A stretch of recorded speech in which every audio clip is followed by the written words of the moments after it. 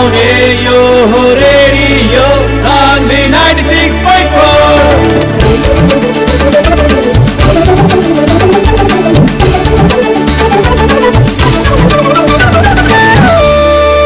Radio Sanvi 96.4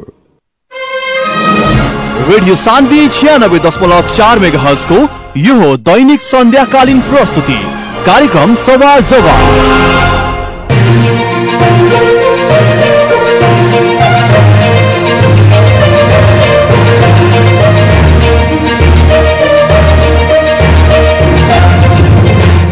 नमस्कार हार्दिक स्वागत बा रेडियो सान्वी 96.4 मेगाहर्ज के प्रस्तुति कार्यक्रम सवाल जवाब में।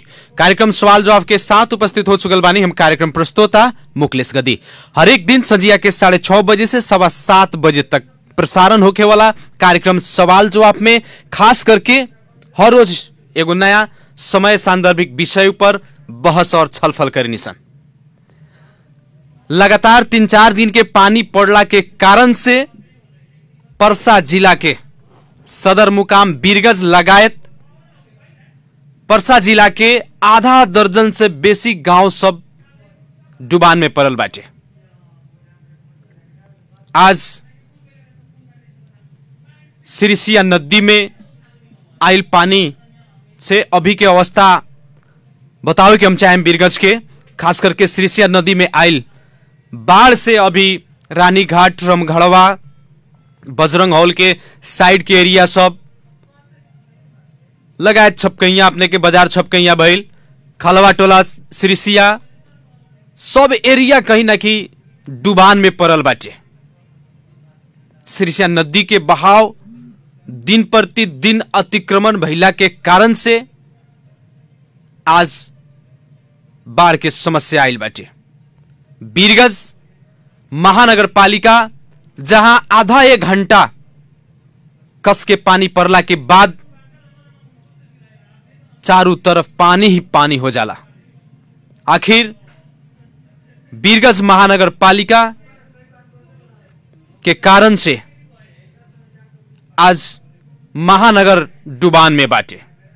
चर्चा परिचर्चा चल रहा बाटे।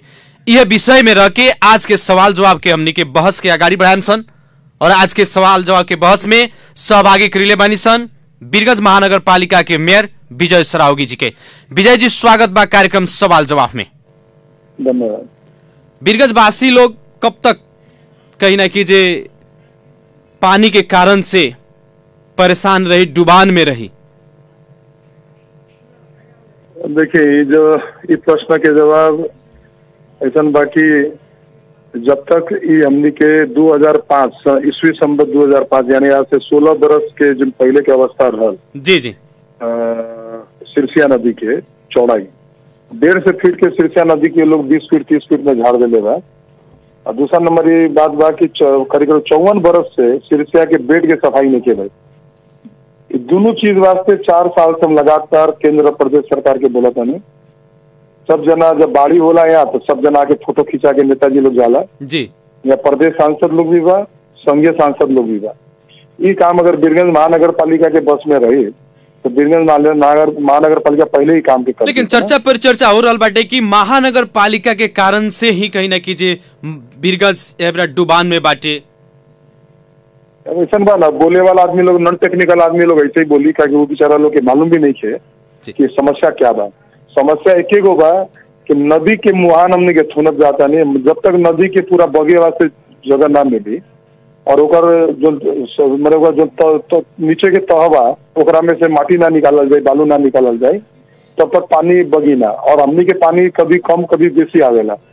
गए साल कम आई तो समस्या ना भइल। इस बार पानी बेसी आई बोल के सबके पहले से मालूम बा, हमनी के भी मालूम बा। जी जी ये वास्ते हमने के पहले से सारा चीज प्लान करके रख देने की भाई अगर पानी बेसी आता तो लोग के हमने के शिफ्ट करे के पड़ी, स्थानांतरण करके हमने के कर देले पानी बहुत जगह हो के चुकल बा और लोग के व्यवस्थापन भी भइल बा।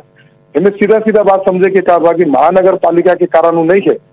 इस सारा मतलब एक प्रकार से जो जनप्रतिनिधि लोग ना रहा वो समय में जो कब्जा कर करके लोग अपना हाल शादी कर करके जो जगह सब भर ले नदी के साइड के जी वो सारा समस्या बा। अब मान ली कि नदी जहाँ 1.5 फीट चौड़ा रहा वहां पर अगर 20 फुट 30 फुट हमने के कर दल जाए तो पानी तो हरदम उतने बहला, कम बेसी कभी कभी होला।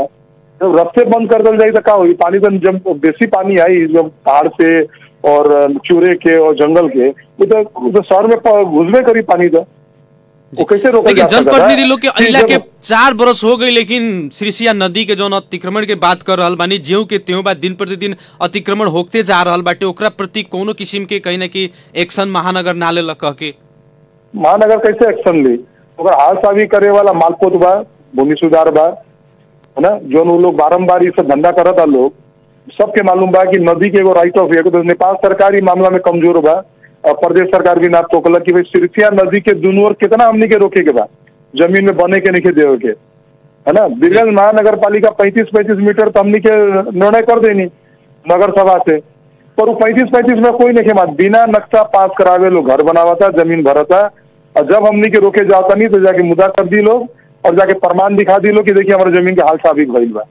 अब जो नदी सब पहले 1.5 फुट रहल चौड़ा, वो नदी अब हाल साबिक कर करके अगर 30 फीट में पहुंचा दी, और हमनी के बारम्बार लिखा था नहीं काठमांडू में कि चीज के रोगा लोग नियंत्रित करके दी, अगर नेपाल सरकार में ना सुनी या प्रदेश सरकार ना देखी तो खाली बीरगंज महानगर पालिका का अकेले दोष देला से ना हुई। हमनी के केकरा कार्रवाई करी, कौन आधार पर कार्रवाई करी? हाल साबिक तो कर ले बा वो लोग, खाली वो घर बनाए के नहीं तो बिना नक्शा के घर बना था फटाफट, है ना। ये सब समस्या बा। देखिए इस समस्या के कारण हमनी के अभी तक कुछ करना चाहिए, बारम्बार हम लिख के भेजले बानी कि कम से कम हमनी के नदी चौड़ा करे वास्ते जो पुराना अवस्था में रहल 2005 की अवस्था में ईस्वी संबत आज से 16 साल पहले उतने अवस्था में भी फरका दल जाए तो बीरगंज बाजार में तनको पानी ना फंसी, इतना हमारा उम्मीद बा। लेकिन मेयर साहब, लेकिन ये चीज के कोई भी बीरगंज महानगर पालिका के डुबान के लेकर के विभिन्न व्यक्ति लोग विभिन्न किस्म के बात आ रहल बाटे, विभिन्न कारण सब आ रहल बाटे बीरगंज डुबान के, जिसमें एगो प्रमुख कारण अपने कह रहल बानी सिरिसिया नदी के अतिक्रमण के कारण से बीरगंज बाजार जोन बाटे वो सब कहीं ना कहीं प्रभावित हो रहल बाटे, डुबान में पड़ता। लेकिन आज से 3 वर्ष पहले अरबों के लगानी में बनावल गई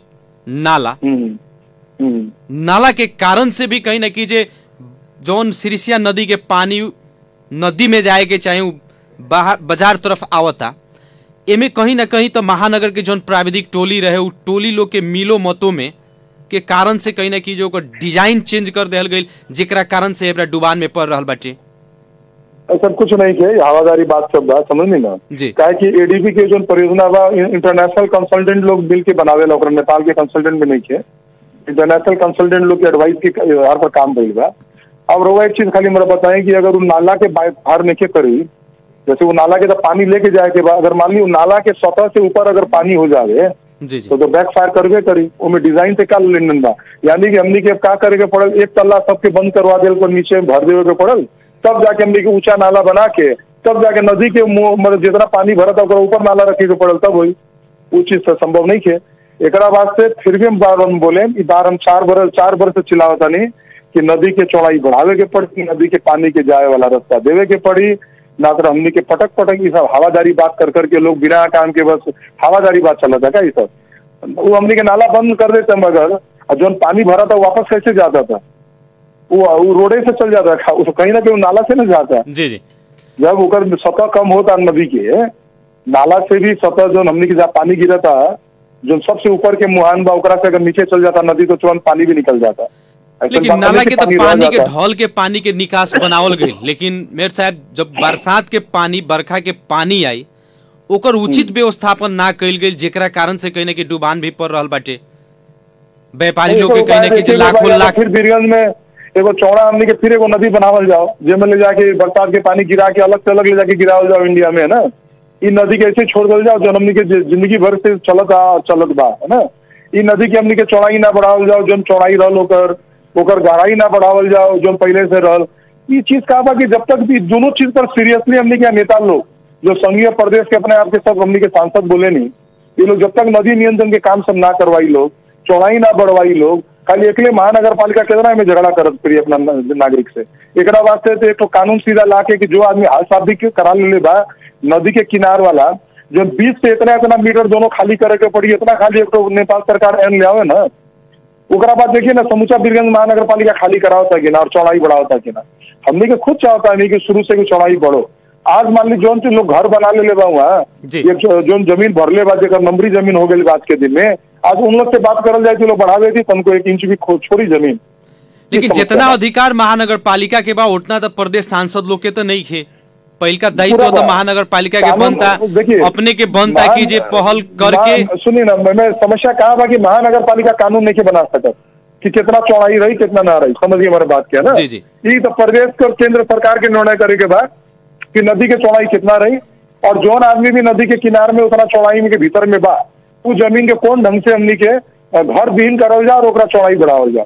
ये काम महानगर पालिका के एंड बनाव के अधिकारी अभी तक हम करवा देती, ये काम के करे को पड़ी केंद्र। लेकिन मेयर साहब अपने भी कहता नहीं कि हम लगातार 4 वर्ष से चीज के कहीं ना कहीं बार बार हम केंद्र सरकार से प्रदेश सरकार से कहीं ना कहीं वो लोग के घचघचावत नहीं, वो लोग के ध्यान आकर्षण करावत नहीं, लेकिन अभी तक उस चीज के समस्या के समाधान तरफ काहे क्यों नहीं बढ़त, का कारण है? ऐसा ना ये विषय तो हम लोग केंद्र और प्रदेश के सांसद जी लोग से पूछे के पड़ी है ना।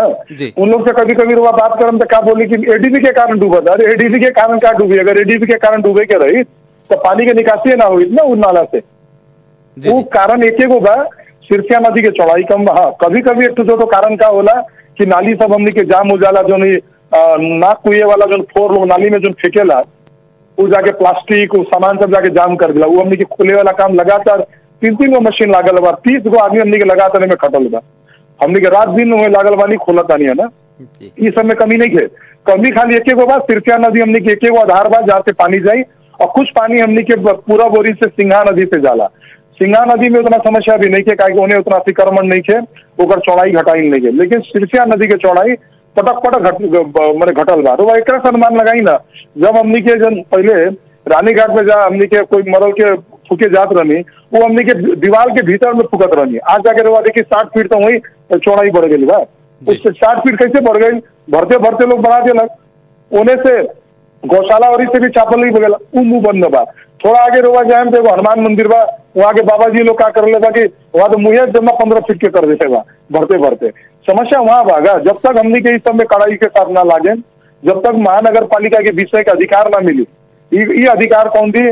काठमांडू के संघ सरकार या प्रदेश सरकार दी कि नदी के दोनों किनारे से बीच से इतना इतना फुट के हमने के खाली करा के बोल के ओकरा बाद महानगर पालिका में लाग सकता। जब तक ये अधिकार नहीं तब तक महानगर पालिका कुछ ना कर सके। लेकिन एडीबी जोन परियोजना रहे परियोजना के बचाव में अपने बानी बहुत लोग कहीं ना कहीं कुछ विज्ञ लोग कहता है कि वो जोन परियोजना बाटे परियोजना के नक्शा चेंज कैला के कारण से समस्या भइल बाटे।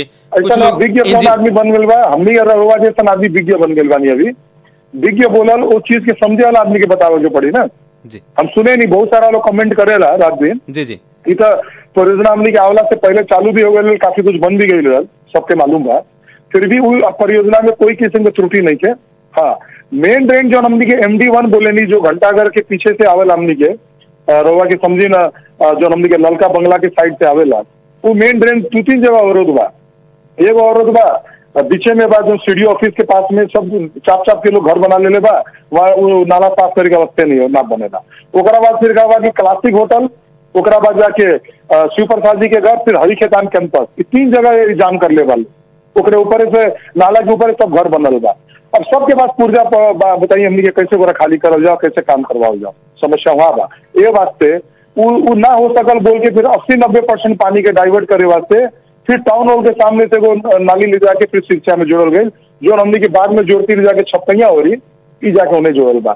ये सारा टेक्निकल बात बा। देखिए टेक्निकल बात की जब तक कोई विज्ञ ना बैठ के बात करी नो, हम भी विज्ञ नहीं है, हम भी ये विज्ञ लोग से जो काम भइल बा और लोग से भी सलाह करके कि कैसे कर ठीक करल जाओ बोल के सारा बात हम भी बोल सकता नहीं, जान सकता नहीं। हम भी विज्ञ नहीं है, लेकिन जोन आदमी लोग भी बोलेला ये बोलल बहुत सजीलो बा। लेकिन विज्ञ लोग तो कहता कि जैसे कि बिरगज डुबान की एगो कारण कैसन विज्ञ एगो कारण के रूप में तो जोन परियोजना रहे परियोजना कुछ न कुछ तो जिम्मेवार बाटे, ओकर जोन काम के शैली रहे। ये परियोजना के कारण हमने के पानी अगर ओवरफ्लो ना होला नदी में तब तक आराम से जाला, इनमें समस्या ही नहीं के। 365 दिन में ओवरफ्लो कितना दिन होला? 15 दिन 20 दिन, बाकी दिन तो कैसे जाता था पानी आके? ये परियोजना खराब रही। अगर बाकी दिन में भी मेयर साहब आधा घंटा 1 घंटा पानी जब पड़ जला तब बिरगंज के आदर्श नगर में कहीं न कहीं पूरा डेंगिए चलाओ के पड़ी जैसा अवस्था आ जाला। नहीं ना, वो डेंगी चलाओ के पड़ी। जब हमने के नदी के मुहान फुनफुन के काम करे ओकरा जिम्मेवारी कोई ना ली, ओकरा कोई भी कार्रवाई करे के बात ना करी। और बारम्बार वो एडीपी की योजना हमारा समझो नहीं कहा। एडीपी की योजना में काफी गलती बा, कोई विज्ञ तो बताओ पहले। अब हमने के विज्ञ बन जावे जनता कितना खुश बन जाला। आज से 3 बरस पहले मेयर साहब जनता इतना खुश भइल बीरगंज के कि ये जो नाला के निकास होता हमनी के बीरगंज के पानी के समस्या समाधान हो जाई, लेकिन वो खुशी आज बेखुशी में बदल गई। हाल वही बेहाल बाटे जब पानी पर जी एक उपाय बा जो हमनी के भी नाला बनाई बनी ओकर ऊंचाई बढ़ा दो तानी हमनी के 600 फीट एक कोना से लेके दूसरा कोना तक है ना। ओकरा बाद कैसे आई जाई लोग घर में अपना एक तल्ला सबके बंद करे के पड़ी। लेकिन एक और बात आ रहा बा मेयर साहब, जैसे रोड के दोनों साइड में पहले नाला रहे, वो नाला के कहीं ना कि बंद करके बीच से ड्रेन में जो ढल बनल बाटे ओकरा माहे पानी ले जाए के, लेकिन जो बरखा के पानी होई ओकर कहाँ सहज निकासी तो कहीं नहीं खे। देख की बताइए अगर सहज निकासी ना रही जी तो जब ओवरफ्लो कम होला तो कैसे पानी निकल जाता, ये बात बुझे के पड़ल। टेक्निकल बात बुझे के पड़ल। अगर पानी कहीं रह जाता परमानेंट साफ निकलते नहीं के पानी बंद होला के बाद भी जी जी तब मानल जाएगी हाँ भाई नाला हमने के नहीं है। वो सारा व्यवस्थापन बा कोना से नाले जाके कहीं ना कहीं कनेक्शन होकर बा जो मेन ड्रेन में जाता, मेन ड्रेन होके वो पानी निकल जाता। ना तरह समूचा जगह तालाब जैसे पानी भरल रही तो कम से कम महीनों तक। तो ये सब हवादारी सब बात बाका कि नाला नहीं किए, ये नहीं किए, वो नहीं किए, ये कहता नहीं। हम लोग जो विज्ञ लोग बनल बा नो कमेंट दे वाला लोग वो लोग ये भी नहीं कि मालूम कि सिस्टम कैसे चलेगा क्या होता। बस खाली एगो कमेंट पास करे के बा हो गल काली देलक सब काम खराब बा काम खत्म। नहीं तो पानी कैसे निकल जाला अगर नाला नहीं खे तो पानी तो कहीं से कहीं तो पंपिंग करके तो नहीं जात कहीं से भी पानी जी। हमने के और विचार कर रहे कि ठीक बा जहाँ हमने के मुहान बा जहाँ निकला था जाके पानी वहां हमने के गेट लगा दल जाओ तक गेट लगावला से समस्या समाधान हो जाता। हमने के होकर वो फिर पानी क्या होता कि उधर नाला से ऊपर चल गई ना पानी। अगर नाला से ऊपर ना रही तो पानी तो रोवा के कैसे आदर्श नगर तक पानी पहुंचे तो ना पहुंचे। उधर रोवा के मेरे रोड होके भी आ सकता था ऐसा स्थिति का। अभी जाकर रोवा देखिए वहाँ क्या नाम बा कि जो नमी की शिक्षा कार्यालय जावे नहीं वो साइड में कहा मतलब पानी भरल बा माता नाला बा चौड़ा चौड़ा नाला बा क्लियर पानी जा सकता था वहां से। लेकिन नीचे जा उस सब कहा बा कि जब रोवा के सतह से पानी इतना ऊपर आ जाए 3 फुट 4 फुट तब जाके वो आके मरबे करे है ना। लेकिन बीरगंज का अभी अधिकांश क्षेत्र के बात कही जाए तो कहीं ना कि चारों ओर डुबान ही डुबान बाटे। अपने भी अनुगमन कर रहा बानी, दिन रात घूम रहा बानी, कारण का वजह का है कि चारों ओर कहीं ना कि डुबाने डुबान बाटे। अभी सुनिए ना नारायण घाट में भी पानी गुड़ा था जी, पिटारी में भी गुड़ा था, बुटवल में गुड़ा था ऊपर में पानी रोड के ऊपर। कारण एक बा कि ये बार बरसात बहुत ज्यादा बा अब पानी ज्यादा आवा था। अब पानी ज्यादा आई तो बाढ़ ठेलबे करी। गए साल में इतना कम रहा गए साल में उतना बरसात ना हुई। इस बार पानी बेची बा। आज सब बांध तोड़ देले बा चारू ओर के कितना पुल चल गई बा कितना रोड खत्म हो गई बा। रोवा लोग रोज न्यूज मिला तो रोवा लोग पत्रकार साथी लोग बनी ये अकेले खाली बीरगंज में तो कांड होगत नहीं है ये तो चारों ओर तबाही की भी स्थिति बा।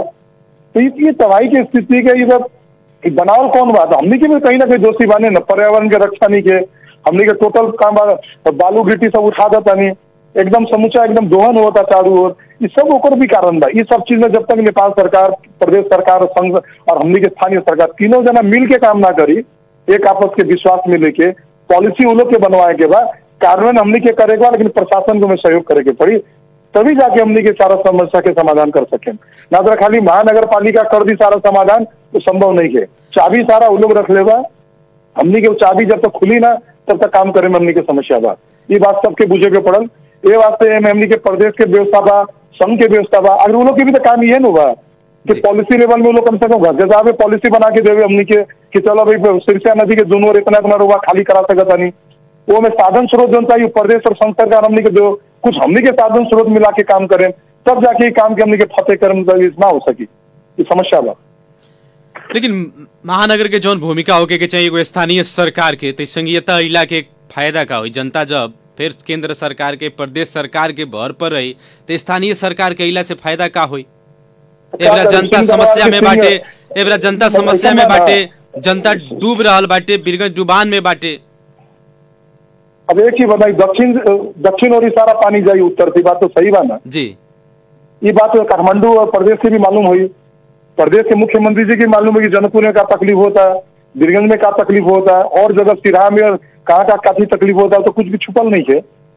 कहाँ बा लोग खाली फोटो खिंचाए वास्ते बारे में लोग आके काठमांडू से लेके प्रदेश तक के लोग आवेला फोटो खिंचाला चल जाला सारा काम जिम्मा लगा देवेला कि बीरगंज करो या जो संबंधित पालिका करो, तो पालिका के पास कौन स्रोत साधन देने वाले लोग? आज तक सारा नदी नियंत्रण के काम, सारा काम वो लोग की जिम्मेवारी के बाद हमने के जिम्मेवारी में कहाँ देने वाले नदी नियंत्रण करे के बाद? बजट कहाँ बा? पैसा चाहिए ओकरा वास्ते। वो 2-4 लाख में होए वाला काम हुई हम भी कर, अभी भी हमने के बेड़ा खोला में 1 करोड़ रुपए से ऊपर खर्च कर ले बानी, फिर भी बांध तोड़ दे ले बाबा, फिर 30 नंबर वो बेलवा फिर डुबान में आ गई बा। कितना हमने के खर्च कर सका था नहीं जितना हमने के पास औकात बा। 33 करोड़ आंतरिक आमदनी बा बीरगंज महानगर पालिका के, कैसे आदमी काम करा सका था पूरा बांध वान के? बताए समस्या वहां बा। तो जब तक हमें केंद्र और प्रदेश के सांसद लोग में ना गर्म हुई, जब तक वो लोग अपना सिस्टम से ऊपर से अगर नियम कानून और साधन स्रोत ना लाई, तब तक ये काम ना हो सकी। ये बात हम बारम्बार 4 वर्ष से चिल्लाते हम भी थाक गई बानी। अब हमने के खुद अपना पैसा से करे पड़े, तो बीरगंज के सारा दूसरा विकास छोड़ के पहले ये काम करे के पड़े। कोई तैयार हो सका था? कोई हमने के पास करी बजट के? कोई ना पास करे। यह समस्या होगा। ये वास्ते बोलला में और करला में फर्क बा। बीरगंज महानगर पालिका के दायित्व से बेसी काम हमने के करता नहीं। वो अभी नदी नियंत्रण के काम हो या फिर हमने के कोरोना के काल के काम हो, सारा केंद्र प्रदेश के काम बीरगंज महानगर पालिका कर लेबा, अपना जनता के जिंदगी बचाई लेबा। अभी भी हमने के 200 से बेसी आदमी लोग के लाके अपना संरक्षण हमने के रख ले बानी, खियावता नहीं पिलावता नहीं, क्या लोग के घर सब डुबान में पड़ गए बा। उनमें बीरगंज महानगर पालिका क्या कर सकता था? जब प्रकृति के इतना बड़ा प्रकोप बा, उनमें हमने के कुछ ना कर सके। हमने के जिंदगी जोगाए वाला काम ज्यादा से ज्यादा करें। जो भौतिक क्षति हुई तो बाद में देखा जाए कैसे पूरा करे के बाद, लेकिन अब आदमी के क्षति तो कम से कम रोके के पड़ल बोल के हमने के लागल बानी। अभी भी कह रहे कि सिरिसिया नदी में जो पानी आयल बा, पानी के बहाव कहीं कि पूरा रमघड़वा रानीघाट एरिया में घुस गई बा, यानी कि बाढ़ इला के कारण से अभी सैकड़ों घर डुबान में बाटे। वो चीज के अपने जायजा लेनी है कि ना? पूरा जायजा हमारा पास बा, पूरा हम घूम के भी आ गए बानी, प्रशासन के लेके भी घूम के आ गए बानी। हमने से कुछ भी छुपल नहीं है। फिर भी हम कल दोबारा बेलवा और उन्हें जाओ तानी का नंबा लाल परसा हो रही है, वहां भी ताजा बांध टूटल बा बोल के खबर आई बा हमारा। तो ओकरा भी जाके क्या देखी बांध बनावला से एक फायदा जरूर भइल बा सबके, कम से कम बस्ती में पानी नहीं के फसल जोन भी गई बा खेत गई बा। हाँ, किसान भाई लोग के आपकी दिक्कत होए वाला बा, मालूम बा, समस्या हुई उन लोग के, क्या लोग की फसल ना हो सके, लेकिन कम से कम लोग के घर द्वार बचल बा बांध के कारण। ये सबसे बड़ा खुशी के बात बा कि कम से कम समय में जो काम करनी है ओकरा कारण आज मानवीय बस्ती सब बचल बा, मानव लोग बचल बा। ये सारा जायजा हमने के लिए होता नहीं, हर एक चीज की हमने की रिपोर्ट बा, हमने के हाथ में पहले कहीं ना कि जोन सिरिसिया नदी बा, सिरिसिया नदी में पानी के जोन बहाव बाढ़े ले आ दिले बा, जेकरा कारण से अपने के रानीघाट एरिया भइल, रमघड़वा पूरा डुबान में बाटे। इस चीज के अपने के जानकारी भइल कि ना? पूरा बात बा, हमारा जानकारी सारा देख के भी आ गए बानी और दिन भर हमने के वही में दिमाग लागल बा, क्योंकि आदमी लोग के कहीं भी क्षति ना हो जाए बोल के लगातार हमने के प्रयास जारी बा का उन्हें। और दूसरा एक वालों की जानकारी करा जाता नहीं, एक भी कमजोरी भइल बा, जो न कोई ना बोलेला। ये हुलाकी राजमार्ग, ये 6 लेन राजमार्ग, जितना राजमार्ग सब बनल बा, कहीं पर भी हमने से कोई किस्म के भी कोऑर्डिनेशन नहीं है। जहाँ पाइल वहाँ नाली ब्लॉक कर देले वालों, जहाँ पाइल वहाँ नाली के खोल देले वालों और ले जाके वो नाली के अंतिम छोर पे नहीं मिला, वो कारण से भी थोड़ा हमने के हेने के पानी वापस आके हमने के बीरगंज में मार कर रहा था। देखिए इस चीज के कौन करवाई, सीडीओ साहब के हम बोले बानी 4 दिन 5 दिन पहले भी गिरवा लोग राखी और वो लोग बुलाई, कम से कम कच्चे नाला ले जाके चीर के कम से कम नदी में मिलवा के गिरवाई, कोई सुनवाई नहीं थे। हाँ, बुलवाता नहीं करता नहीं वाला बात, बस सीडीओ साहब छुट्टी में बानी, अब वो शायद आ जाइए बोल के सुनने बानी, अब काल या परसों में मीटिंग करवा के ओकरा भी खुलवाए वाला काम।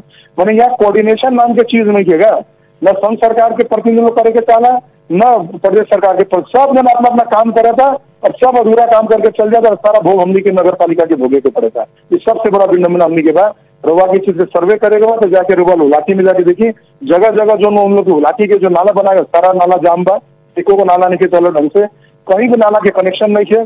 आईसीपी के पास जाके नाला छोड़ देने वाले लोग बड़का, उसके बाद भी कनेक्शन नहीं है। इस सारा कारण से क्या होता है, खेत में पानी भरते हुए पूरा शहर और हमने के घर और से होते हुए वो पानी निकला था। अभी चीज के तो कौन करी काम, तो उन लोग की जिम्मेवारी के काम बा, महानगर पालिका के जिम्मा ना पड़ा पूरा परियोजना, वो लोग ठेका लगे वो लोग काम कर लेगा और जा जाके अधूरा अधूरा काम करके सब गायब बा लोग। इस चीज के सीडीओ साहब के संज्ञान लेवे के चाहिए, सीडीओ साहब के भी मतलब ही नहीं के चीज से, और सारा काम महानगर पालिका कर दे। तो महानगर पालिका से जितना अपना औकात से क्षमता से शक्ति उतना काम करवे करी अपना जनता वास्ते। ये लोग क्या करी, संघ और प्रदेश क्या करी, जो जिम्मेवार आदमी लोग क्या करी, ये सबसे बड़ा समस्या बात है यहाँ। और हमने के हुकुम के नीचे वो लोग नहीं थे, हमने के ऑर्डर माने वास्ते वो लोग के बाध्यता नहीं थे, हमने के बोले भी तो लोग ना तेरी ई समस्या बा यहाँ देखिए 3 गो सरकार तो बोलल गई बा, जी जी संघीयता बोल देले बा कि एकदम पूरा सिंह दरबार पहुंचा देले बा स्थानीय पालिका में और सिंह के बांध के काठमांडू में रख ले बा। ई ढंग से काम हुई? इस चीज के वास्ते कोई बात उठाए वाला भी लोग नहीं थे, न बात होला कभी भी। हाँ, तो जब समस्या पड़ेला तब चर्चा परिचर्चा चला, तो वो चलने के बाद फिर क्या होला कि सारा महानगर पालिका के देगा जी। ये समस्या जब समस्या आई, जब पानी के बहाव आई, बरसात आई, तो बीरगंज के कैसे बचावल जाई बात चली, लेकिन बाद में कोनो चर्चा परिचर्चा ना होला। ना लोग आके फोटो खिंचाला, कौन ना गई बार सबने भी लोग आके राष्ट्रीय सभा के अध्यक्ष से लगा से लेके मंत्री से लेके पूरा हमने के प्रदेश के मंत्री से लेके मुख्य सब जन आके गई बा ना, तो लोग आके ना देखल का समस्या रहा। उ लोग कहला कि चली स्थानीय सरकार बाटे, महानगर पालिका बढ़ले बा, विजय सरावगी जी बढ़ रही बानी महानगर के रक्षा के खातिर, यहाँ के जनता के जन और धन बचाव के खातिर, तो सारा काम अपना ही के करे के उ लोग कहला कि महानगर पालिका के दायित्व बनता, जिम्मेवारी बनता, स्थानीय सरकारों बाटे। उनका क्या बोलियो कानून पढ़े और हमारा एक जगह कानून में दिखा दिए लोग जी कि नदी नियंत्रण के काम महानगर पालिका के जिम्मेवारी में था, और ओकरा वास्ते प्रदेश और संघ सरकार पर्याप्त रूप में बजट भेज लेगा, कहीं तो दिखावे के पड़ल ना। हवादारी वो लोग बात करी तो ऐसा नानू हुई। अब नदी के नियंत्रण बड़ा बड़ा भेड़ा खोला, मान सिरसिया नदी, सिंगा नदी हमनी के नियंत्रण कर दे, तो महानगर पालिका के कार्य क्षेत्र में कहाँ स्थानीय सरकार संचालन में देखे तो पड़े ना इस चीज के। हमने का छोटा मोटा काम कर सकता नहीं, कहीं मान लीजिए हल्का फुल्का बोल्डर बांधे के बाद कोना में पुल के साइड में टूट गई बा, वो सब छोटा छोटा परियोजना 5 लाख 10 लाख 20 लाख तक के मिलकर कर सकता नहीं। वो सब परियोजना 65 करोड़ रुपया का खाली भेड़ा खोला में खर्च हुई, और सिरसिया नदी में करीब 40 करोड़ रुपया खर्च हुई। पैसा आई कहाँ से? जब तक पैसा नहीं खियाओ तब तक जनता हर एक साल यही डुबान में रही। ये पहले बात डुबान में जनता पड़ल नहीं है, हमारा तो याद बा बहुत बार हमनी के जब मेयर नारवानी का पहले भी इतना बार डुबान पड़ल, हमनी के जाके कितना राहत का सामान बटले बनी, हमारा याद नहीं बा। लेकिन ओबरा जनप्रतिनिधि विहीन अवस्था रहे, ओबरा कहीं ना कहीं माने जनता के प्रतिनिधि लोग ना रहे, एबरा तो जनता के प्रतिनिधि बाटे, जनता के प्रतिनिधि अइला के बावजूद भी जनता छिलके समस्या से ग्रसित रहता, तो परिवर्तन के फिर अर्थ का रह जाए। देखिए जनता के प्रतिनिधि आइल बा एकदम ठीक बात बा, लेकिन जनता के प्रतिनिधि के काम करे वास्ते या तो पर्याप्त व्यवस्थापन देवे के पड़े संघ प्रदेश सरकार के, या उन लोग के काम के करे के पड़ा। तो एक आदमी के तो करेगी पड़ी वो काम के, या तो उन लोग बोले तो महानगर पालिका से करेगा तो ठीक ना, महानगर पालिका के स्रोत साधन भेज देवे लोग, हमने के भी हमें मिलाए अपना पैसा, वो लोग देव हमने के 90% 10% हमने की मिला, 20% मिला, देवे के तो पड़े कुछ नहीं के देवत लोग। हमने के टोटल आमदनी 35 करोड़ रुपया था, हमने के कहाँ से पूरा कर ले? 65 करोड़ रुपया तो हमें खाली भेड़ा खोला में चाहिए व्यवस्थापन करे वास्ते, और सिरसिया नदी में कम से कम 40 करोड़ रुपया चाहिए, और ओकरा साथ साथ कानून चाहिए कि जो आदमी छेकले बा जमीन सबके, वो जमीन सबके खाली करा के समूचा घर हटा के ओकरा बाद जाके नदी के चौड़ाई बढ़ावे के बा। वो हमने से पॉसिबल हुई जैसे भी बताई नहीं जाते लेकिन यहाँ के जे भी प्रदेश सभासद बाटे, ओकरा बाद अपने के संघीय सांसद लोग बाटे, वो लोग के बैठा के कम से कम समस्या के आगाह करा के काम तो महानगर पालिका कर सकता नु। ऐसा बात संघीय सांसद हो या प्रदेश सांसद सब फोटो खिंचैले बा जाके जी, कोई ऐसा नहीं के हमारे को फोटो नहीं खिंचाइले सबके आगे वो लोग के क्षेत्र तो बा। 4 बरस में लोग करलक काम, ये समझे के नहीं आवल कि प्रश्न वो लोग से भी रवा लोग पूछे के चाहिए कि 4 बरस में रवा लोग क्या करनी है। बीरगंज महानगर पालिका के जिम्मा में रुआ लोग दिले रहे, ये सब काम रुआ लोग के करवाओ के 4 बरस जो कानून चाहिए, जो व्यवस्थापन करे के बाद कौन करके दी, सबसे मालूम बा कि बीरगंज महानगर पालिका की कैपेसिटी कितना बा। हमने के करोड़ रुपया से ऊपर के आज तक कोई योजना अपना औकात से ना कर ले बानी, ये चीज के पता नहीं के तो बात नहीं के, तो वो लोग ना करी कुछ भी सार हमने घेटे पाए वो लोग जनता से चुन के नहीं गए लोग, उन लोग की तो जिम्मेवारी बा। आज हमने के मुख्यमंत्री यही के बानी, उनका जिम्मेवारी नहीं कही चीज के, जिम्मेवारी तो हर एक जनप्रतिनिधि के बाटे, काहे कि जनता हर एक जनप्रतिनिधि के जिता के भेजेला बा। ए बेरा जनता समस्या देखिए स्रोत साधन कानून बनावे के सारा व्यवस्थापन उन लोग के पास बा, हमनी के पास वो स्रोत साधन और कानून नहीं है। हमनी के जब तक या बीरगंज में मेयर विजय सरावगी छोड़ दी ना, और कोई भी मेयर आ जाए ना, कोई पार्टी की भी आ जाए, जब तक वो स्रोत साधन और कानून ना मिली तब तक काम ना हो सकता। अब जैसे मेयर साहब एक और बात आ रहा बाटे कि बीरगंज डुबान के कारण नाला में जो कचरा सब फंस जाता, और वो कचरा साफ करे के खातिर महानगर पालिका विगत में पोर साल बजट भी छुट्टी अइलक, लेकिन मानसून शुरू होके से पहले स्थानीय वासी लोग व्यापारी लोग आगाह करेलक, अपने के जानकारी करेलक, लेकिन महानगर पालिका के कोनो एक्शन ना आयल, जेकरा कारण से सारा झूठा मन गलत काम जी ग्रीन सिटी के लोग फैलाइले बा। हमरा मालूम बा वो लोग के धंधा जी जी व्यापारी लोग आई रन, वो लोग जैसे जैसे बोलना वैसे हमने के काम करनी है। लेकिन फिर हम बोले क्लासिक होटल, ओकरा बाद जाके रुआ के वो शिवजी प्रसाद तलवार के शाह जी के घर, और ओकरा बाद जाके हरी खेतान, 3 ठो जो इलाका बा, एक नीचे से जो नाला गई बा, ऊपर से जो घर बनाइल बा, ओमे हमनी के काम करे के न औजार बा न व्यवस्थापन बा। ओकरा बाद से बीरगंज महानगर पालिका आए वाला बजट में 3.5 करोड़ के वो मशीन किन के जावा था, जो कटर मशीन बा, सक्शन बा, और वो जेटिंग मशीन बोलल जाला, 3.5 करोड़ में मशीन आए वाला बा। हमनी के वो मशीन से प्रयास करे वो काम करे के, उन्हें भी उम्मीद नहीं कि वही देखिए, ताकि वो एकदम पूरा लबालब भरल बा, और आज के नहीं 40-50 बरस से कचरा भरल बा, ठीक बा ना। वो चीज के वास्ते हमने के प्रविधि ले आवता नहीं, कितना सफल हुई हमारा मालूम नहीं है, लेकिन जो प्रविधि आवता उन प्रविधि के बाद बीरगंज के मैक्सिमम नाला सबसे सफा करे में हमने के आराम हो जाए, क्या कि सब अंडरग्राउंड नाला के वही मशीन से सफाई। बीच में हमने के विराटनगर से मंगवा के मशीन से हमने के वार्ड नंबर 8 में सर सफाई कर रही, थोड़ा सर सफाई में हमने के सहयोग भी मिला। उनमें से टन के टन कचरा, जूता, चप्पल, प्लास्टिक, है ना, पानी के बोतल, ये सब सामान निकला था, और बेसिक आदमी निकला था, हड्डी सब निकला था। मार के क्या करता लोग, जो बेचा था लोग, वो लोग ले वही में डालता था।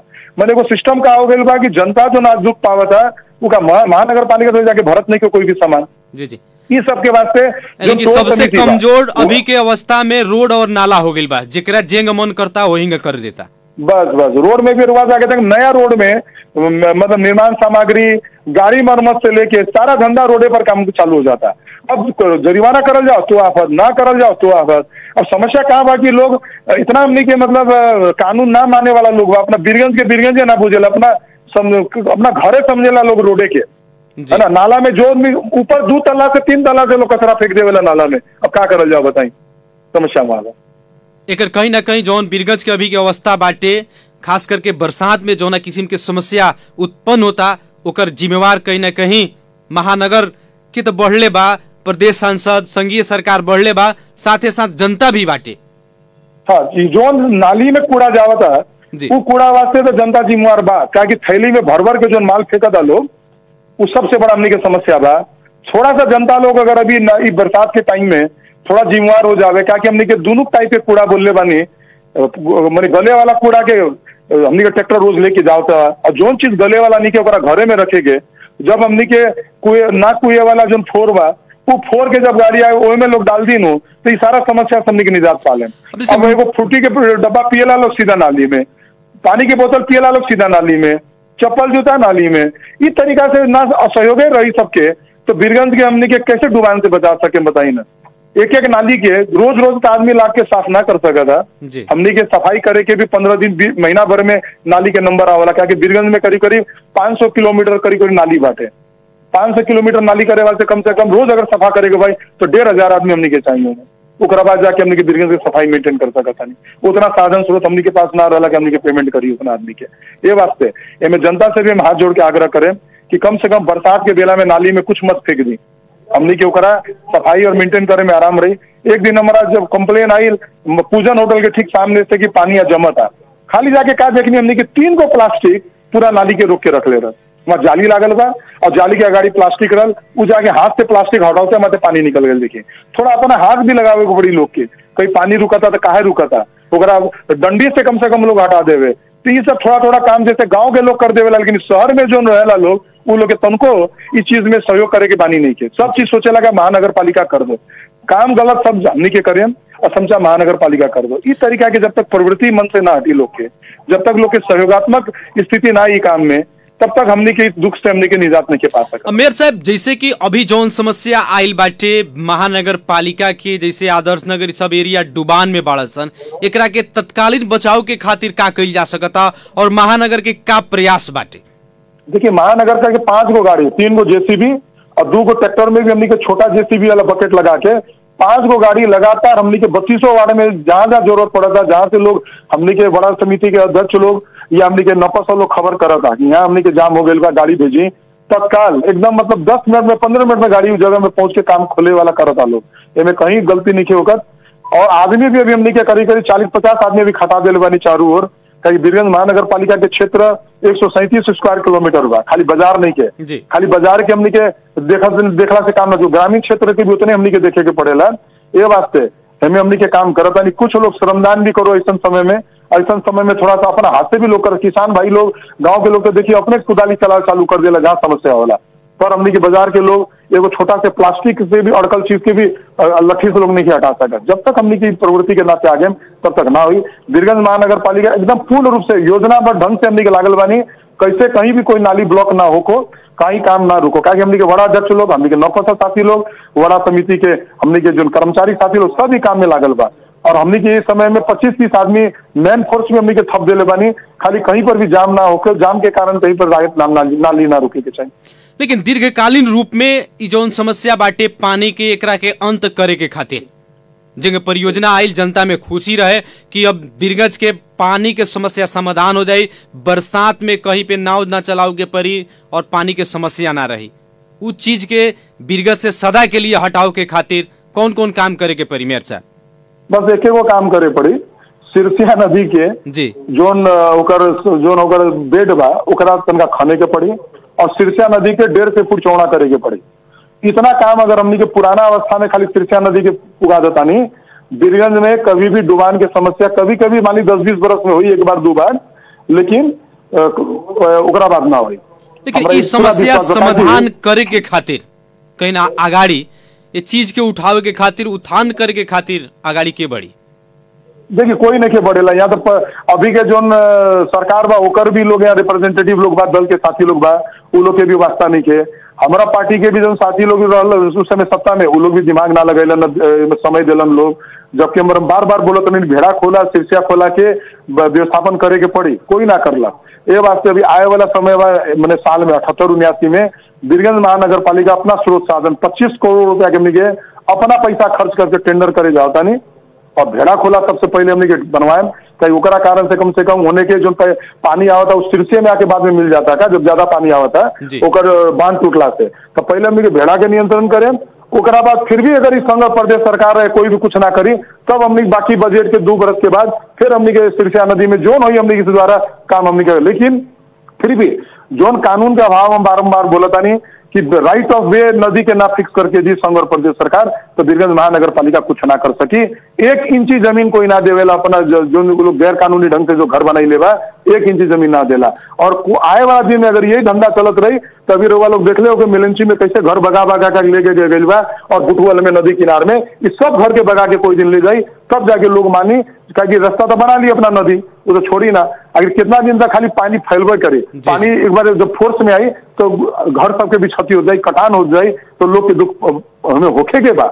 ये बात से हम आग्रह करें जनता के भी, नदी किनार में न जमीन किनी न वहाँ घर बनाई। ये बात हम आज से ना 4 बरस से बात बोल वालों के रेडियो मार्फत हम बोलता होता नहीं, लेकिन हम देखा था नहीं तीव्र रूप में घर भी बनाता बिना नक्शा पास करा के, और घर मैंने जमीन भरे वाला भी काम होता। अभी भी रोवा जाए रानी घाट के जब मुर्दा मतलब फूके जाए नहीं हमने के ठीक बगल में रोवा देखे नया भरात कर ले वालों, कैसे भरात कर लेबा, पहले तो बोल्डर बांध लेबा, अब ओकरा पास जाके देखे कागज बाटे हाथ साबी करल लाल पुर्जा एकदम फ्रेश लाल पुर्जा रख ले वालों, अब हमने के कौन आधार में ओकरा जाके रोकी या काम करवाई, ऐसा समस्या बा। यानी कि जब तक केंद्र सरकार प्रदेश सरकार अग्रसर नहीं के होगा तब तक वीरगंज के पानी के समस्या के समाधान नहीं के होके वाला।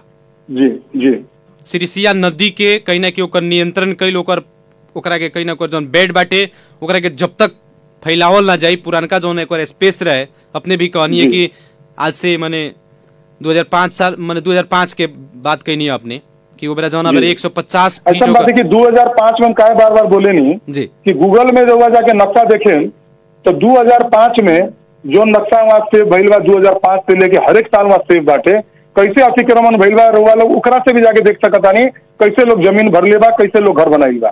और रोवा के एक पोस्ट आज आवा था उनमें 2005 साल के 2010 साल के 2021 साल की अवस्था दिखा दिल जाई, तो पोस्ट में रोवा लोग देखे फैला के रोवा लोग पता लगी कौन ढंग से लोग अतिक्रमण कर लेबा, एकदम मतलब निर्मम ढंग से लोग अतिक्रमण कर लेबा, जबकि सबके मालूम था कि नदी के रास्ता ना रोकल जाला लेकिन रोक लेबा। लेकिन ओमे भी कहीं ना कहीं जनप्रतिनिधि लोग के हाथ बा कह के बात आ रहल बाटी। बिल्कुल 20 बरस से का भइल बा देश में, 20 बरस में जनप्रतिनिधि पहले ना रहल, हमने के आवला से पहले सारा हाल साफी करके पुर्जा बटा गई बा। देखिए समस्या वहां बा, ठीक बा ना, तो जनप्रतिनिधि लोग नया जनप्रतिनिधि करीगा वो रोके जाई तो वो लोग बोली भाई हमारा पास तो पुर्जे बाटे हाल सावी के पुर्जा बा, अब वहाँ जनप्रतिनिधि के कैसे बुद्धि लागी।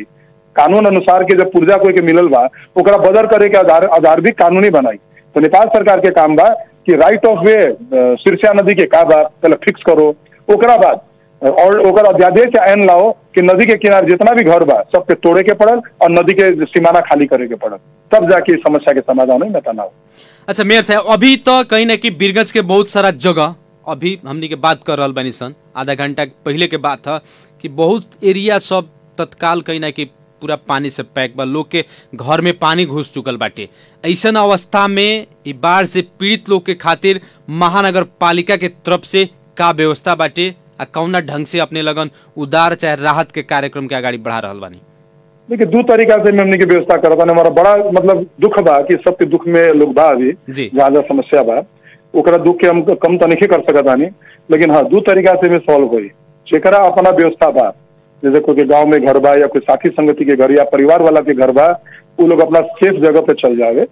और जेकर घर नहीं है, अपना वड़ा अध्यक्ष से बात करके, वहाँ के जनप्रतिनिधि से बात करके हर एक वड़ा के एकदम छुट्टा हमनी के व्यवस्थापन करे वास्ते बोल दिले बानी।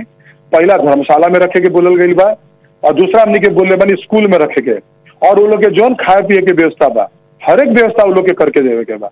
इतना हमने की व्यवस्था कर दिल बानी। और ओकर बाद जो भी पुलिस चौकी लोग बा नजदीक नजदीक के जहाँ पानी डुबान बा, ओकरा चाहे वाला रास्ता, ओकरा चाहे वाला लाइफ जैकेट, ओकरा चाहे वाला का बोल जाए ट्यूब, खंती फंती सब सामान हमनी के मतलब सुरक्षा निकाय वाला लोग के जिम्मेवारी में छोड़ दिल बानी। काहे कि हमनी के तो जायम ना बचाए वास्ते कोई के, वो लोग जब भी सुरक्षा निकाय के लोग काम करे। या हमनी के बीरगंज महानगर पालिका 2 बरस पहले रबर बोट किने वास्ते 10 लाख रुपया उपलब्ध कराइले सेना के। रबर बोट सेना के पास एकदम 4 गो तैयारी अवस्था में बा, 2 गो सशस्त्र के पास बा, 6 गो रोबोट बोट हमनी के या तैयारी अवस्था में रखले बानी। कहीं पर भी हमनी के कोई बचावे के काम करे के पड़ल तो रबर बोट से जाके हमनी को लोग के बचा के ले आए। ऐसा सारा व्यवस्थापन जो विपद में करे के पड़ेला हमनी के कर चुकल बानी। जिला विपद के मीटिंग में भी सारा साथी लोग मैंने हमनी के जितना भी राजनीतिक दल के प्रतिनिधि लगा सब लोग आइल रहल, उनमें भी सारा योजना बन के योजना के हमनी के पारित कर ले बानी और अपना पालिका से भी पारित कर ले बानी। और ओकरा विपद के वास्ते चाहिए जितना भी फंड बा हमनी के रख ले बानी। और ओकर बाद कोई के मान ली पूरा घरे गिर गई बा या कुछ से पाल से लेके हर एक सामान के व्यवस्था नगर पालिका रेडी करके रख ले। लेकिन अभी तत्काल कुछ लोग के घर में पानी घुसल बाटे, वो लोग के कहने की खाना कैसे बनाई, कैसे बनाए ना पड़े जी, उन लोग के कुछ भी बना के ना पड़ी। जोन वार्ड के समस्या बा वही वार्ड के वड़ा अध्यक्ष के मार्फत उन लोग के व्यवस्थापन करे के हमने की व्यवस्था कर देले बानी। वो लोग अपना वार्ड के अध्यक्ष से बात करके, लेकिन वार्ड सुनवाई नहीं करत तो ओकर विकल्प का हो सकता है? वो लोग जनता कहाँ जाए? सुनवाई ऐसा कोई सुनवाई नहीं के होकर बोल के हमरा अभी तक रिपोर्ट नहीं है। अगर ऐसा कोई भी आई तो हमारा पास अगर खबर आई तो ओकर व्यवस्थापन हम करवाएं, लेकिन अभी तक ऐसा कोई समस्या नहीं है। कारण हमने के वड़ा अध्यक्ष लोग खुद आगे बढ़ के 11 नंबर वाला कले 125 आदमी के लाके व्यवस्थापन कर ले बारन। ओकरा बाद जाके रहुआ के 10 नंबर में व्यवस्थापन भइल बा और कुछ व्यवस्थापन 1 नंबर वार्ड में भइल बा। अब का बा कि कुछ लोग अपना घर बार छोड़ के निके चावत, वो लोग का बा खटिए के ऊपर बैठ के भी अपना काम चला के कोशिश करता लोग। लेकिन हमारा हाथ जोड़ के आग्रह बा सभी साथी लोग के, अगर रेडियो सुनत आनी कुछ दिन वास्ते जब तक कि पानी के प्रकोप बा तब तक के वास्ते कम से कम रउआ लोग सुरक्षित स्थान में अपना सामान उमान लेके चल जाए। जो सामान खराब हो सकता इससे रउआ लोग के सामान भी बची, जान भी बची और रउआ लोग के व्यवस्थापन भी बीरगंज महानगर पालिका करी। जी मेयर साहब, लास्ट में कार्यक्रम के बानी सन अंतिम प्रश्न बा कि बीरगंज से कहीं ना कहीं पानी के समस्या कब तक दूर हो जाई, जनता के क्या कहे के चाहे हम अपने? देखिए, जनता के हम आग्रह करे के चाहे, खाली मेयर के ना, सभी सांसद लोग के, मुख्यमंत्री जी के, पार्टी के नेता लोग के, सबके घसगजावे के पड़ल। ये अकेले मेयर के घसगजावला से लोग ना सुनल 4 वर्ष में, तो रउआ लोग भी हमारा साथ दी और इस सब में घसगजाए वाला काम करी। ये फोटो खिंचाए वाला नेता लोग के बहिष्कार करी और जो नेता काम करे वो खाली फोटो खिंचाए दी, ना तो ये लोग फोटो खिंचवा के जाई बड़का बड़का अपना बात करी, भाषण दी, लेकिन बीरगंज के कल्याण में कभी भी लोग के हाथ ना लगे। हमारा बात मालूम भाई, रउआ लोग के घसगजाए के पड़े। लेकिन ये 3 दू तरह के उपरला तरह के लोग के घचकचावे वाला काम में अगाड़ी तो अपने क्या होगा परी का कि महानगर पालिका के जितना भी बासी बाटी वो लोग के तो माई बाप अपना ही बानी। देखिए, हम तो रोज से आगे बानी, हमारा जनता साथ दो ना, क्या करे के बाद अपने के भी आगे आओ के परल नो। बिल्कुल, हमने के एकदम आगे बानी, आगे रहतानी भी ये वास्ते भी हमने के का करनी भले कोई ना सहयोग कर लग, फिर भी हम 25 करोड़ के बजट बेड़ा खोला के वास्ते मतलब आए वाला 78-79 वास्ते व्यवस्था कर ले। 2 बरस में बेड़ा खोला तैयार हुई। ओकरा बाद जोन सिरसिया में पानी आके जो गिरा था बेसी बेड़ा के वो बंद हुई। ओकरा बाद हमने के सिरसिया में हाथ लगा के कम से कम सिरसिया में तो कम से कम केंद्र और प्रदेश के सहयोग मिलो बोल के हम चाहतानी। चलिए भेड़ा तो लोग ना बना के दिए, हमारा मालूम बा कि 40 बरस से झूठ बोल बोल के नेता लोग काम चले बा। जो विगत के नेता लोग भी झूठे बोल ले बा, हमरा मालूम बा। जी। ये समस्या आज के नहीं के 40 बरस विगत से ही समस्या चलत है, लेकिन कोई चीज के ध्यान नहीं के दिलक। ओकरा नतीजा आज के बीरगंज के वासी और आए वाला हमने के पीढ़ी लोग के भोगे के पड़ी। अभी हमने के सचेत नाम देकर बहुत बड़ा कीमत हमने के चुकाए के पड़ी। और अभी तत्काल बीरगंज के पानी के जो समस्या बाटे उस समस्या समाधान नहीं के होखे वाला ना। वो तो जब जब नदी के स्तर पानी के गिरी तो पानी निकल जाई, और जब जब स्तर बढ़ी तो पानी फिर वापस आ जाए। अब जैसे कि बाजार एरिया बा मेयर साहब, चलत रहे, जहाँ बाजार एरिया बाटे, जैसे आदर्श नगर भइल, जहाँ व्यापारी लोग कहीं ना कीजिए जब जब हर एक साल जब पानी पड़ेला तो वो लोग के रात के नींद ना लागेला, लेकिन जनप्रतिनिधि लोग सुतर रहेला, वो लोग के का कहे के चाहे? देखिए एकदम लोग के नींद ना लगी। जेकर व्यापार बा, जेकर घर बा, जो डुबान में पड़े वाला बा, ओकरा काफी कैसे नींद लागी। एक बार हमारा याद बा, बीरगंज में पानी ना पड़ल एक हफ्ता से, लेकिन अचानक आदर्श नगर में पानी बढ़ गए। कहाँ से पानी आई? तो सब चूरे और जंगल के पानी आ गए। हमने के समस्या का बा, हमने के दक्षिण के कोना में बानी इंडिया के बॉर्डर पर, जोन भी पानी आवादा होने से उत्तर से वो सारा बीरगंज होके जाई, जो इलाका के पानी बा। जब जब होने पानी बढ़ी हमने क्या बाहर आईवे करी। एक वास्ते हमने के जब तक नदी के पानी ना बढ़ाए तब तक हमने के चैन के नींद ना सो सकता नहीं पानी के मौसम में। ये बात हमने के समझे के पड़े। मेयर साहब अंत में बानी सन कार्यक्रम सुन रहल, अभी बहुत सारा लोग कार्यक्रम सुन रहल बानी, अपने के आवाज सुन रहल बानी। अभी के जो समस्या बाटे समस्या के केंद्रित रह के अपने रेडियो सुन रहल आम जनता से का कहे के चाहे? हम पहले भी दोहरा चुकल बानी बात की कि आम जनता, संघ और प्रदेश के भी रिप्रेजेंटेटिव लोग, सीडीओ साहब लगा के जितना लोग बा इस समस्या के दीर्घकालीन उपाय वास्ते जब तक साहब सब लोग हमने के मिल के में जोर ना लगाए तब तक ये लोग ना करी। ताकि काठमांडू के नियम बा बहिरा होके सुतल रहेला जब भी। और हमने के मुख्यमंत्री बानी, मुख्यमंत्री जी के भी हमने के घचघचाओ के पड़ल इस विषय में कि वो कुछ न कुछ हमें हमने के उपाय करके दे आगे एक दिन में। कि मुख्यमंत्री जी भी 3 बरस तो हो गए आयल, कम से कम वो भी तो इस चीज के वास्ते संज्ञान ले सकत रहनी। आज तक उनकर तरफ से भी हमने के कोई भी किस्म के में उपलब्धि नहीं है। ये वास्ते हाँ ये अभियान चलावा से हम अगुवाई करे वास्ते तैयार बानी। जनता हमारा सपोर्ट करो, कहाँ चले के बाद केकरा घचघचाएगा हम भी साथ में जाके घचघचाए। जी चलिए, इतना व्यस्तता के बावजूद भी कार्यक्रम सवाल जवाब के खातिर समय देनी एक अपने के बहुत बहुत धन्यवाद देव के चाहे। हम रेडियो सानवी के धन्यवाद दें। कम से कम वास्तविक बात आज जनता के समक्ष गई बा और जनता के भी चीज के बात बुझ के अब काम आगे बढ़ावे के पड़ा। जी धन्यवाद। धन्यवाद। आदरणीय जनसमुदाय, कार्यक्रम सवाल जवाब के आज के बहस और छलफल, हर एक साल पानी पड़ला के बाद बीरगंज डुबान में पड़ेला, बीरगंज में नाव चलावे के अवस्था आवेला। काहे जौनिया 3 वर्ष पहले अरबों के लगानी में बनावल गई नाला, जेकरा से पूरा महानगर पालिका के जनता खुशी भइल कि अब हमनी के सदियों के खातिर जो समस्या रख पानी के उस समस्या समाधान होई, बीरगंज में अब कहीं पे पानी ना लागी। लेकिन जनता के वो खुशी निराशा में बदल गई। पहले से भी अभी ज्यादा डुबान में रहता। आज ये विषय में रह के हमनी के बहस और छलफल के आगाड़ी बढ़ेनी है सन। कार्यक्रम में बहस और छलफल के खातिर बीरगंज महानगर पालिका के मेयर विजय सरावगी जी से हमनी के बातचीत करनी है सन। कार्यक्रम सुन के अपने साथ देनी एक अपने के भी बहुत बहुत धन्यवाद देवे के चाहे। कार्यक्रम सवाल जवाब के आज के बहस और छलफल से हम कार्यक्रम प्रस्तोता मुकलेश गदी अभिला विदा चाहत बानी। नमस्कार।